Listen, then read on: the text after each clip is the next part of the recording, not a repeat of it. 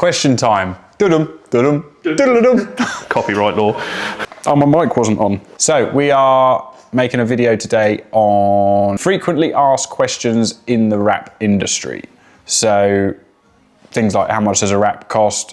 If we put a knife on your car, is it going to damage the paint? How long does it last? Etc, etc. So yeah, today we're going to do a Q&A with Ryan.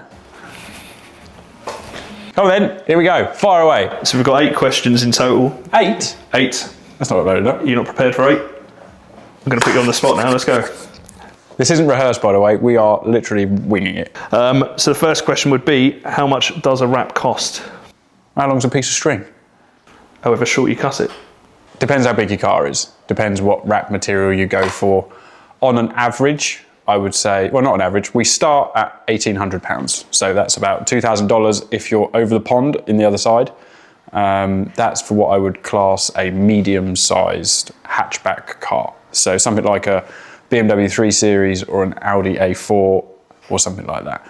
That's the starting point for what we call an exterior wrap. So we have an exterior colour change, which is just the outside of the vehicle, and a full colour change, which is all of the door shuts and the returns. So when you open the door to get in the vehicle, it doesn't look like it's been wrapped. So we can do all of that in there, and we charge around £300 per door.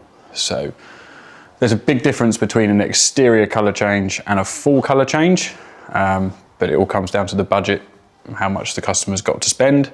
But yeah, on average, was that your question? On average, how much does a wrap cost? Yeah. £2,000. And that would generally be, you know, a baseline colour change then? A baseline colour change. Nothing too fancy? No. So if you want a gloss, satin or matte finish with any colour in the rainbow, £2,000. You want rainbows and unicorns and sparkles all over it, then you're going to be paying more. Purely because the material is more expensive.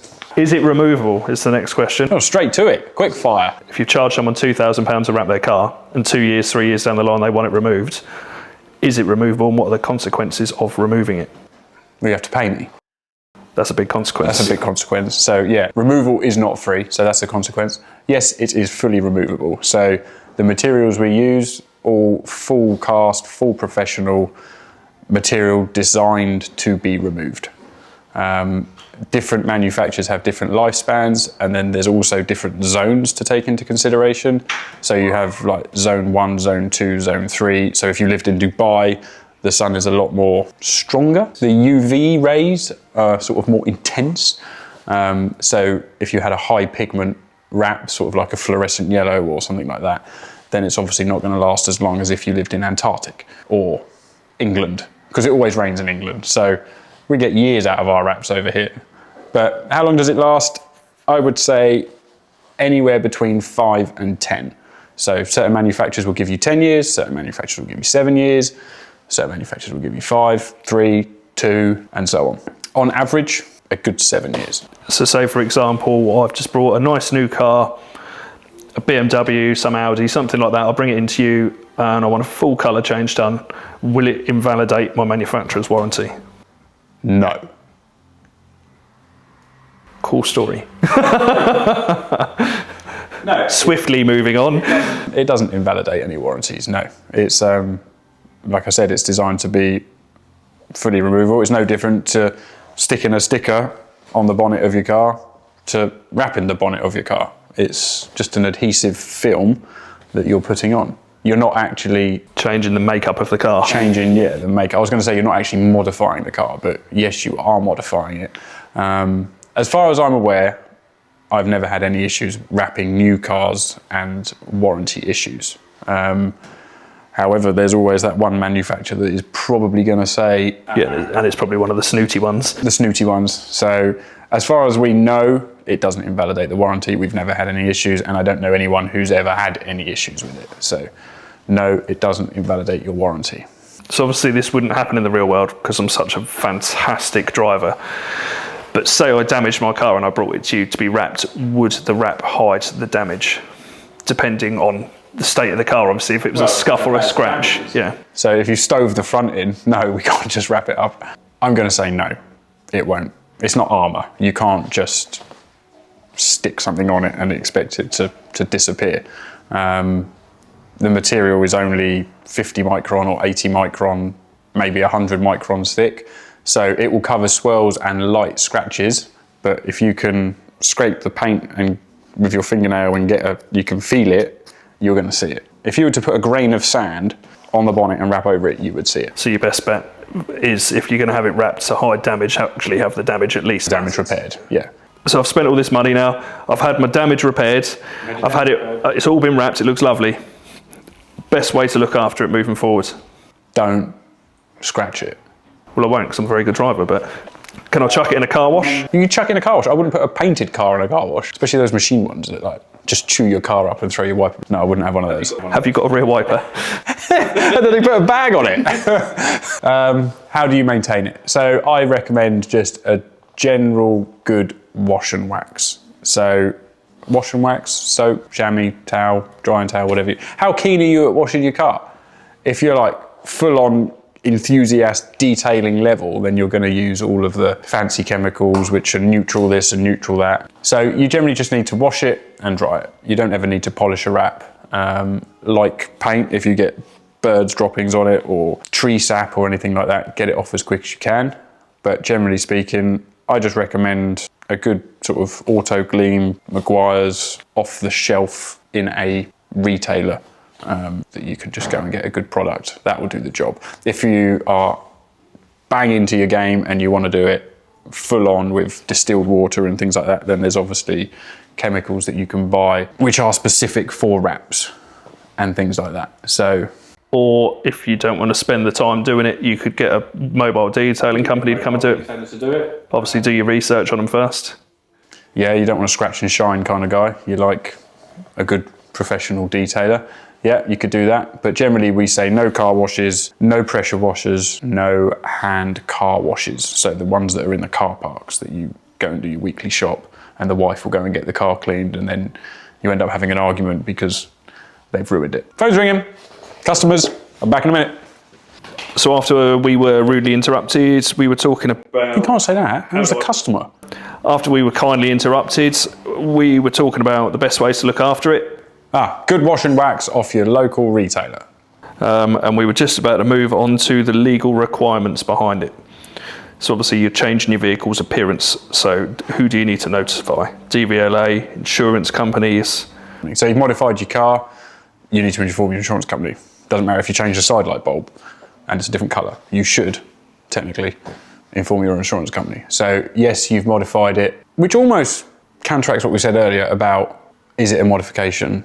When we were talking about, what were we talking about? Who? Manufacturer's warranty. Yeah, manufacturer's warranties, because it is a modification, but I don't know. Yes, you need to inform your insurance company because you have modified your car. DVLA in the UK, I'm not too sure what is in America.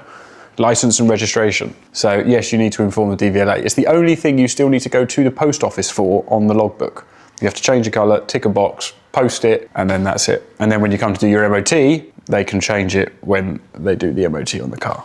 DMV in America. DMV, yes, you need. Department of Motor Vehicles. You do need to update it. That is a legal requirement. Go on, quick fire. That's all the quick fire ones I've got. We've covered them all. Okay, so what else you got? We're talking, this is an editorial, fly. When you put a knife on my car, will it scratch the paint? No, it will not. We are like ninjas. And there's also tools and tapes that we cut vinyl with on the bodywork. So your paint will always be in good condition, and we do a full documentation of what the car looked like before it was wrapped and what it looked like afterwards. Just for resale value as well, because when you buy a wrapped car, you don't know what is underneath. Whereas if you've got all the documentation, then it's peace of mind. That was like my own question to myself. Well, that's very good. We don't even got any more. I haven't got any more. We did like a list. We've read the list. How much does a wrap cost? Is the wrap removable? How long will it last? Will it invalidate my warranty? Does it damage my paint? Does it hide damage? How best way to look after it? Legal requirements. What colour should I pick? How many colours are there? What finishes can you have? Oh yeah. What finish? The finishes. That's a good one. Gloss, satin or matte? Next. Sorry about him. You can have a gloss finish, which is like shiny paint. You can have a satin finish, which is almost like half shiny, half matte. It's the one in the middle of the two. Or you can have matte, which is like chalkboard effect. So you can have like a matte, satin, a gloss, You can have pearlescent, you can have color shifting, you can have like 3D wraps nowadays, you can have glow in the dark wraps. Half and half. Yeah, but that's not a finish though, is it? That's just a half and a half. When it's finished, it's half and half, isn't it? Saw a glow in the dark wrap once, that was quite cool. You can do 3D wraps, glow in the dark wrap, textured wraps. You can make it look like a zebra or zebra. Why? Because you can. Why would you want to? Maybe you're a zebra fan. I'm just going to go and drive around your local safari, but I can blend in. Your zebra-looking Toyota RAV4. Your Indiana Jones hat, but not like Jurassic Parksville, yeah. So if I'm doing research into wraps and I'm contacting multiple companies looking for quotes, what red flags should I be looking for? Because obviously if I'm spending this sort of money, I don't want to be going with some have a go, Harry. That is a good question. Availability. If someone can get you in tomorrow and they haven't had a cancellation, that's a red flag. Why have they not got any work? Decent wrap shops are booked up for a long time. We generally run on about a 6 to 8 week waiting list. Price point, anyone can wrap a car for £1,000, but what's the material going to be? If it's going to be a lower end budget material, then you're going to have nothing but problems. It's going to lift, it's going to peel, the pigment's going to fall off it. When you go to take it off, it's going to take your paint with it. Is there any particular accreditations I can look out for? Yes, there is accreditation. So each brand will do a training course. So if you do a lot with 3M, you can go and be a 3M certified installer. Avery Dennison, Arlon, all of these brands have their own in-house training groups as such, platforms that you can become part of. But I wouldn't say that that is a red flag, because I know a lot of wrappers that aren't accredited and they're very good. Yeah, I wouldn't say whether you're accredited or not is a red flag. Well, I suppose another way in today's modern age is look at a portfolio. Everyone's got websites, social media. Yeah, social media, portfolio. Yeah, but you can cover a lot up with Instagram and things nowadays with filters and stuff like that. But generally have a chat with the person you're going to go and spend thousands of pounds with. Go down to the wrap shop. Is it a clean environment? If they're busy, they'll have a car in there. You can walk around the car and see the process and the quality of the work and things like that. And if you feel comfortable, then go for it. If you don't feel comfortable, shop around, go somewhere else. Word of mouth. Google reviews. Google reviews, yeah, that's a big one. But I think generally going down to the shop, having a chat, getting to know the guy who's going to do the work, seeing the work that that guy does or that girl does, that's what I would do. So that's that one, that's our Q&A. I'm not too sure if we answered all the questions. I would say they're the most common ones that I get asked personally on the phone. But if we didn't, that's what the comment section below is for. Get typing, or however you do it nowadays. Let us know. Remember, like, comment, subscribe, do what you need to do. And yeah, we'll see you in the next one. But he's going on holiday, so we might not see this one getting wrapped unless I do it. Have I told you I'm going on holiday?